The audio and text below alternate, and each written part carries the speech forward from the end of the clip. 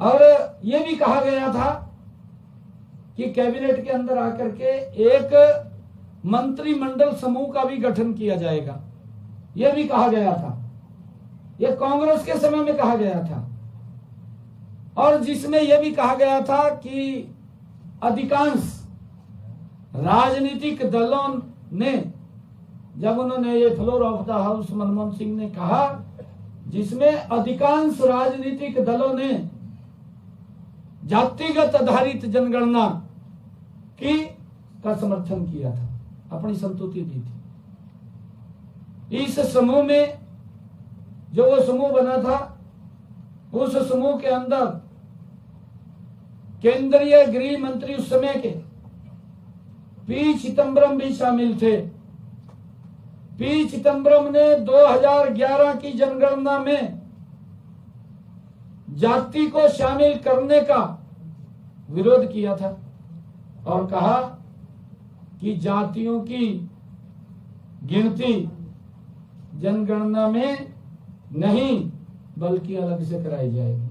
ये उनके वित्त मंत्री, गृह मंत्री ने कहा था उनके। और किस प्रकार की जनगणना हुई, कितनी जातियां बना दी गई, आपके सामने है। अगर किसी का गोत्र भी था उसको भी जाति में कन्वर्ट कर दिया। ये इस प्रकार का इनका सिस्टम रहा है। परंतु आदरणीय प्रधानमंत्री जी ने ये कल कैबिनेट में फैसला लिया कि हम जाति जनगणना कराएंगे, क्योंकि ये भी कांग्रेस की एक गलती है, उसका सुधार करेंगे। उसका सुधार, कांग्रेस की गलतियों का सुधार कर रहे हैं आदरणीय मोदी जी। मैं मोदी जी का दिल से धन्यवाद करता हूं, उनको बहुत बहुत साधुवाद देता हूं कि उन्होंने ये फैसला लिया है। आप सब जानते हैं कि जो वक्फ अधिनियम संशोधन 2025 माननीय प्रधानमंत्री नरेंद्र मोदी जी के नेतृत्व में वक्फ कानून की कमियों को दूर करने के लिए इसमें संशोधन किया था। बहुत सारी कमियां थी, क्योंकि कांग्रेस ने 2013 में हड़बड़ाहट में, ये लगभग 13-14 में हड़बड़ाहट के अंदर ये लोकसभा में लेकर के आए। इसका नुकसान मुस्लिम समाज को भी हुआ, इसका नुकसान देश को भी हुआ। कांग्रेस कोई भी काम करती थी, केंद्र बिंदु वोट बैंक रखती थी। नरेंद्र मोदी जी कोई भी काम करते हैं, केंद्र देश को रखते हैं। ये अंतर है मोदी जी की कार्यशैली और कांग्रेस की कार्यशैली में। कांग्रेस वोट बैंक को केंद्र में रख करके कानून बनाती है, काम करती है। मोदी जी देश को केंद्र में रख करके कानून बनाते हैं, काम करते हैं। ये अंतर है। और मैं ये कहना चाहूंगा कि ये अधिनियम जो माननीय प्रधानमंत्री जी के सबका साथ, सबका विकास, सबका प्रयास और सबका विश्वास के विजन को साकार करने में एक महत्वपूर्ण ये पहल है जो आदरणीय प्रधानमंत्री जी ने ये पास किया है। मैं माननीय प्रधानमंत्री जी के प्रयासों से अब यह कानून जो असहाय मुस्लिम हैं उनको बड़ी राहत देने वाला ये कानून है। इसमें बने नए नियमों से वक्फ प्रबंधन में पारदर्शिता बढ़ेगी और संपत्ति के मनमाने अधिग्रहण पर भी रोक लगेगी। पहले वक्फ बोर्ड ताकतवर लोगों का एक हथियार के रूप में इस्तेमाल करते थे। आप सब जानते हैं कांग्रेस को भी यही पीड़ा है, कोई और पीड़ा नहीं है। कुछ लोगों को जो पीड़ा है क्योंकि वक्फ बोर्ड को एक हथियार के रूप में इस्तेमाल करते थे, अब वो बंद हो गया है। अब जो नए सुधारों से जो पुरानी उनकी गलतियां थी को सुधारने और जनहित में कामों को बढ़ावा देने की दिशा में ये ठोस कदम उठाए जाएंगे। पुराने भ्रष्टाचार और अनियमितताओं को समाप्त कर अब वक्फ संपत्तियों का उपयोग गरीब मुस्लिम महिला और समाज के वंचित वर्गों के कल्याण के लिए किया जाएगा।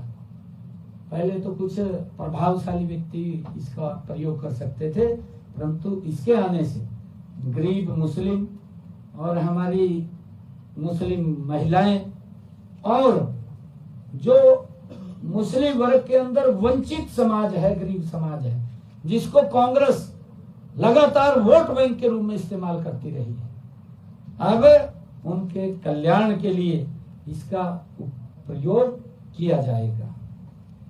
यह अधिनियम कमजोर वर्गों को एक नया जीवन देने का काम करेगा। यह बोहरा, जो मुस्लिम समाज की जाति है, बोहरा, अहमदिया और पसमानदा मुसलमानों के अधिकारों की सुरक्षा भी करेगा। इससे आदिवासियों के अधिकारों की भी सुरक्षा होगी। यही नहीं, पुरातत्व विभाग द्वारा संरक्षित स्मारक और वक्फ के दायरे से बाहर होंगे। इसमें महिलाओं के अधिकारों की भी सुरक्षा होगी, क्योंकि नए कानूनों में महिलाओं को पुरुषों के समान अधिकार दिए गए हैं। इस कानून के अंदर पुरुषों और महिलाओं को समान अधिकार दिए गए। पहले महिलाओं को इसके अंदर अधिकार नहीं थे। उन्हें भी वक्फ बोर्डों में भागीदारी दी जाएगी। साथ ही वक्फ संपत्तियों में उनका अधिकार भी सुनिश्चित किया जा रहा है। और इसमें जो विधवा है, तलाकशुदा है, उन महिलाओं और अनाथों को के भरण पोषण के लिए भी इसको शामिल किया गया है। नए कानूनों से जमीन माफिया, भ्रष्टाचारियों और तुष्टीकरण की राजनीति करने वालों में जब ये वक्फ बिल आया तो एक हड़कंप मच गया, क्योंकि वक्फ बोर्ड की बड़ी संपत्तियों का लाभ कांग्रेस के समय में भ्रष्ट लोगों के बीच में बंट जाता था। बांट लेते थे वो, गरीब को तो लाभ नहीं मिलता था। वक्फ बोर्ड कल्याण के लिए, वक्फ बोर्ड जन कल्याण के लिए बना था, लेकिन आज यह देश का सबसे बड़ा घोटाला बन चुका है। ये कांग्रेस की गलत नीतियों के कारण तभी ये वक्फ बिल लोकसभा में आया। आज वक्फ की जमीनों पर माल, होटल और व्यावसायिक इमारतें खड़ी हैं, लेकिन आम मुस्लिम को कुछ नहीं मिल रहा। वक्फ की 70% संपत्तियों पर अवैध कब्जा भी हो चुका है। कांग्रेस सहित विपक्षी दल इस संशोधन को लेकर के भ्रम का फैला रहे हैं कि जबकि कांग्रेस के शासनकाल के ऐसे अनेक उदाहरण हैं जब वक्फ संपत्तियों का दुरुपयोग उनके समय में हुआ है। जैसे मैं अगर बात करूं, दिल्ली के अंदर जो लुटियस जोन है, जो VVIP area, Lutyens zone VVIP area है, संपत्तियों को वक्फ घोषित कर दिया। वहां की लुटियस जोन की संपत्तियों को वक्फ में ही घोषित कर दिया गया। अगर कर्नाटक की बात करें, कर्नाटक में लिंगायत किसानों की जमीन पर दबाव किया गया, और तमिलनाडु के अंदर भी 1500 साल पुराने मंदिर की भूमि को वक्फ की भूमि घोषित करने का ये कांग्रेस द्वारा दुस्साहस किया गया। अगर हम हरियाणा के अंदर भी देखें, हरियाणा के अंदर भी एक उदाहरण हमारे सामने देखने को मिलता है कांग्रेस की गलत नीतियों के कारण। जिला यमुनानगर के जठलाना में एक गुरुद्वारे की 14 मरले भूमि वो लंबे समय से विवाद में है। वक्फ बोर्ड ने इस पर दावा करते हुए न्यायालय में याचिका दायर की, और न्यायालय ने यह भूमि जुलाई 2022 में वक्फ बोर्ड को सौंपने का आदेश दिया था, आप सब जानते हैं। जबकि इस क्षेत्र में किसी मस्जिद के ऐतिहासिक अस्तित्व का कोई भी प्रमाण नहीं है और गुरुद्वारा वर्ष 1947 से वहां स्थापित है। यह सब पुराने वक्फ कानून के कारण हुआ है। जो कांग्रेस इसको लेकर के आई है, इसका दुरुपयोग हुआ है। ऐसी सभी मामलों में नए कानूनों के लागू होने से ऐसी गतिविधियों को पूरी तरह से रोका जा सकेगा, कोई भी उसका दुरुपयोग नहीं कर पाएगा। यह अधिनियम कांग्रेस और उनके सहयोगी दलों द्वारा की जा रही शोषणकारी व तुष्टीकरण की राजनीति को भी समाप्त करेगा, क्योंकि अब उनकी दुकानदारी, जो झूठ की दुकानदारी थी, वो बंद हो जाएगी। ये बंद करने का काम करेगा। ये नीति वर्ष 2013 के क्रूड संशोधन ने बढ़ावा दिया था। इससे राज्य सरकार की वक्फ बोर्ड को निर्देश देने की शक्ति को सीमित किया गया है और गैर मुस्लिम द्वारा वक्फ के रूप में दी गई संपत्तियों को भी वैध माना गया है। इसमें इस बात को अनदेखा किया गया कि दान, जबरदस्ती अथवा धोखाधड़ी आदि के माध्यम से किए गए हो तो उसको भी देखा जा सकता है। इसी प्रकार मैं आपको बताना चाहूंगा कि 2014 में कांग्रेस ने वक्फ कानून संशोधन करके इसमें अनियंत्रित शक्तियां वो प्रदान कर दी गई थी। मैं ये भी बताना चाहूंगा कि वक्फ बोर्ड ताकतवर लोगों का ये हथियार बन गया था। भारी मात्रा में वक्फ संपत्तियां भ्रष्टाचार और अतिक्रमण की शिकार हो चुकी थी। अब नए सुधारों से पुरानी गलतियां दूर होंगी और जनहित में काम होंगे। देश में वक्फ की लाखों करोड़ों की संपत्तियां हैं।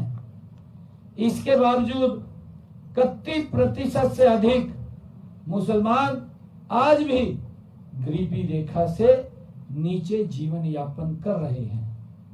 इससे स्पष्ट है कि वक्फ संपत्तियां उसके विकास में सहायक नहीं है।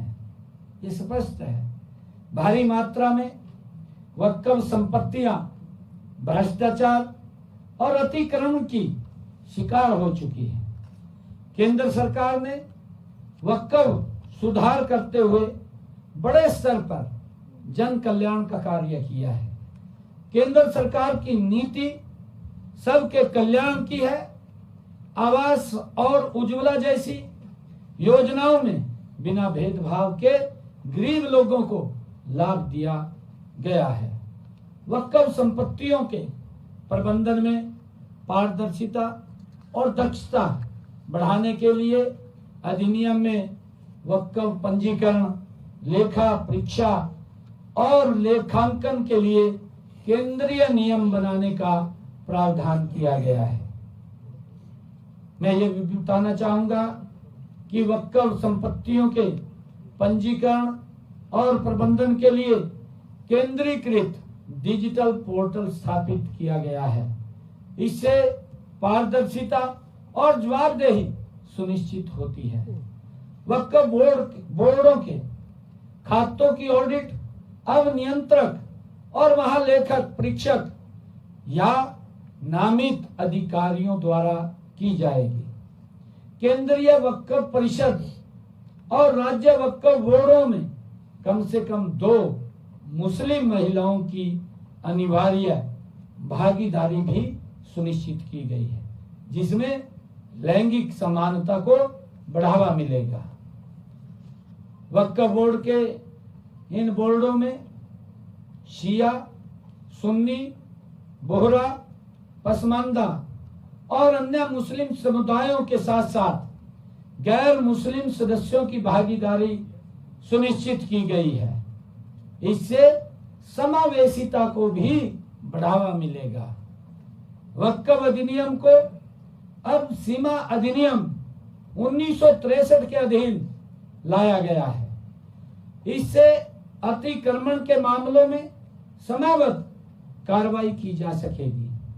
अब 12 साल से अधिक समय से कब्जे में रहने वाली संपत्तियों पर वक्फ बोर्ड दावा नहीं कर सकेंगे। सरकारी संपत्तियों को वक्फ दावों से पूरी तरह बाहर रखा गया है। इससे सरकारी भूमि की सुरक्षा सुनिश्चित होगी। अब इस बिल के आने से वक्फ संपत्ति की स्थापना केवल वैध वक्फ दस्तावेजों के माध्यम से ही की जा सकती है। इससे वक्फ बाय यूजर जैसे अनधिकृत दावों की रोकथाम हो सकेगी। वक्फ ट्रिब्यूनल के आदेशों के खिलाफ उच्च न्यायालय में 90 दिनों के भीतर अपील करने का भी इस बिल में प्रावधान किया गया है। इससे न्यायिक प्रक्रिया में पारदर्शिता और न्याय संगतता बढ़ेगी।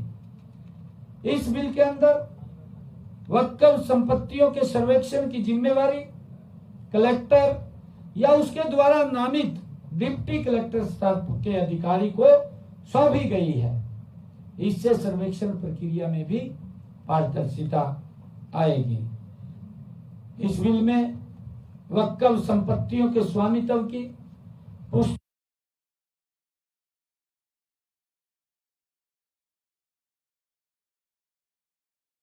आसानी से होगा और राज्य सरकारों को वक्फ संपत्तियों के सर्वेक्षण में तेजी लाने के लिए भी प्रोत्साहित किया गया है।